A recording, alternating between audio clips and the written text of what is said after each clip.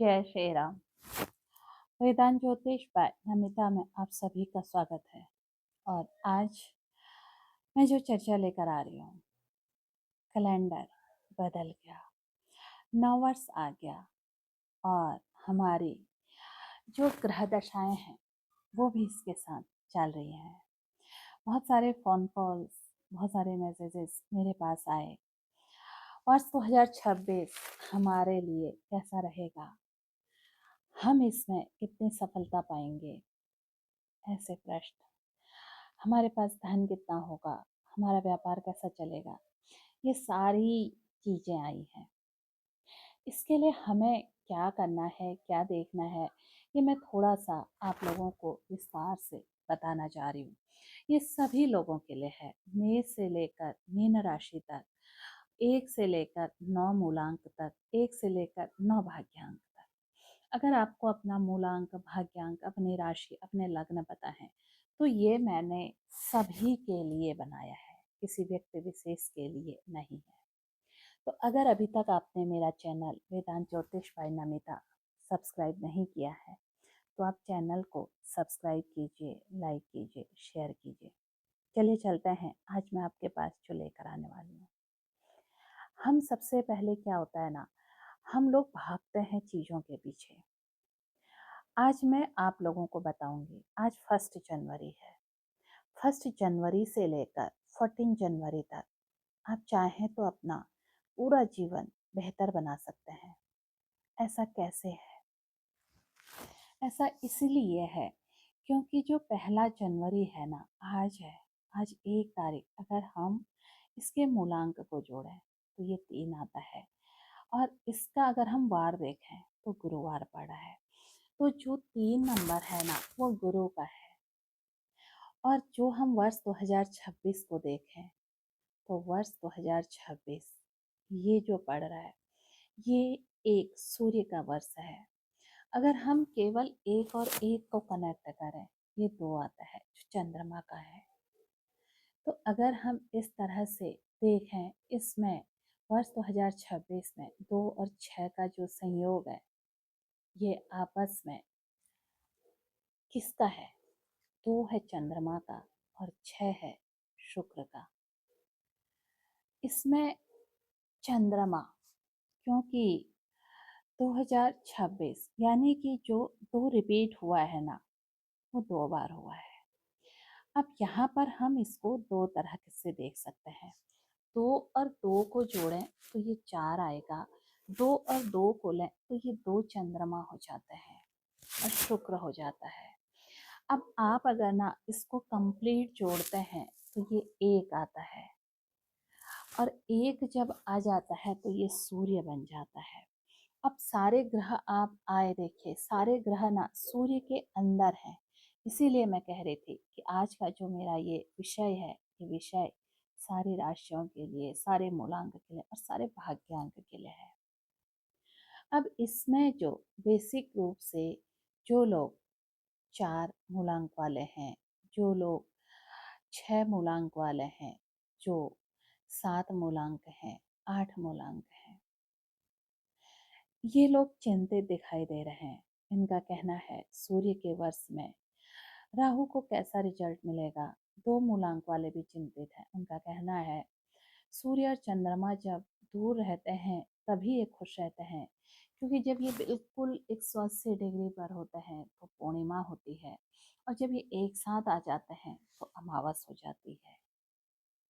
तो ऐसे में ये सूर्य पूरे, जब जब हम सूर्य के साथ होंगे तब तब क्या होगा, इस सूर्य के वर्ष में हमारे साथ क्या होगा। तो ये वीडियो आप सभी के लिए है। ऐसे ही राशियों में भी इन चीज़ों को देख रहे हैं।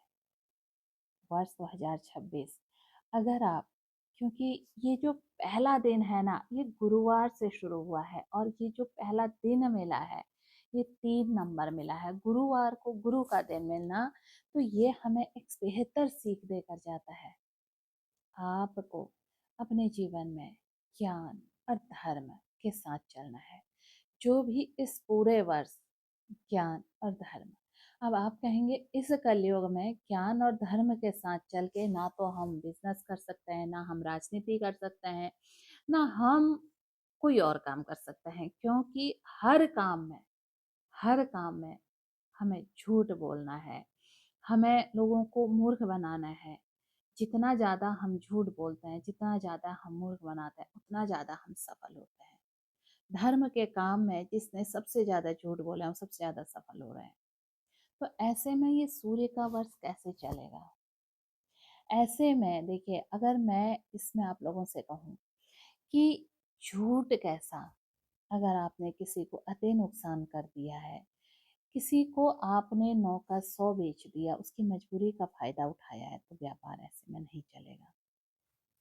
आपने 100 कमाया, 100 में से आपने 25 की काम भलाई में लगा दिया, आपको पता था मैंने ये लिया है, मेरे लिए ज़रूरी था, लेकिन मैंने 25 का काम अच्छी चीज़ों पर लगा दिया, तो वहाँ आपकी ग्रह दशा ना ठीक हो जाएगी। फिर आप कहेंगे ठीक है, फिर तो मैं किसी की हत्या करके, उसको लूट-पाट करके दूसरे का भला कर दूँगा। ऐसे नहीं, झूठ और चीज़ें ना उतने ही, क्योंकि राजनीति में साम, दाम, दंड, भेद सब कुछ है। ऐसे ही बिज़नेस में भी। जब तक आप अपनी चीज़ों को छुपा कर रखेंगे, तो ये जो वर्ष है ना, ये वर्ष अपनी चीज़ों को उजागर करने से ज़्यादा अपनी चीज़ों को छुपा कर रखने से है। इनमें वही लोग सफल होंगे जो राहु की एनर्जी को सूर्य में कन्वर्ट कर देंगे, जो केतु की एनर्जी को, मतलब हर ग्रह की एनर्जी को ना अपने सूर्य की एनर्जी में कन्वर्ट करना है। अब मुझसे जब मैं लोगों से बात करती हूँ, तो वो मुझसे पूछते हैं कि हम कैसे कन्वर्ट करें, ग्रहों को कैसे बदला जा सकता है। शुक्र का जो ऊर्जा है, शुक्र की ऊर्जा भोग है। जिसके उसमें उच्च के शुक्र हैं, जिसके उसमें शुक्र बलवान है, अच्छे हैं, तो उन्होंने धन तो कमाया है, लेकिन वो भोग की तरफ को भी है। ऐसे में हम कैसे शुक्र को सूर्य में परिवर्तित करें? आपको मैं एक ग्रह की बैलेंसिंग बताती हूँ। अगर आपने इस तरह से ग्रह को बैलेंस करना सीखा, तो आप हर ग्रह को उस ग्रह के अनुसार बैलेंस कर सकते हैं। आप देखिए, ये जो फर्स्ट वर्ष है, ये फर्स्ट डे है, ये गुरु से शुरू हो रहा है। तो आप मोस्टली ज़्यादातर ग्रहों को सूर्य और गुरु में तब्दील कीजिए।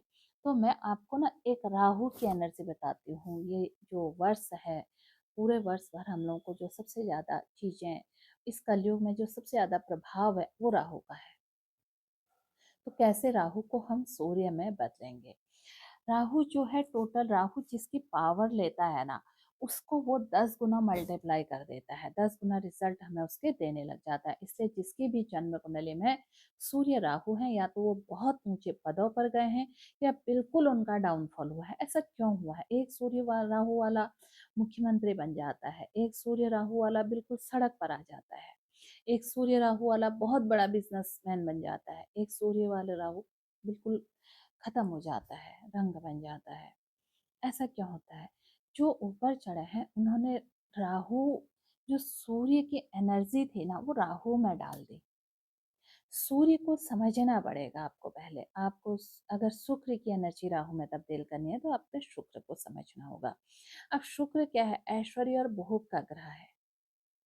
तो शुक्र में ऊर्जा भी बहुत है, राहु में भी ऊर्जा बहुत है।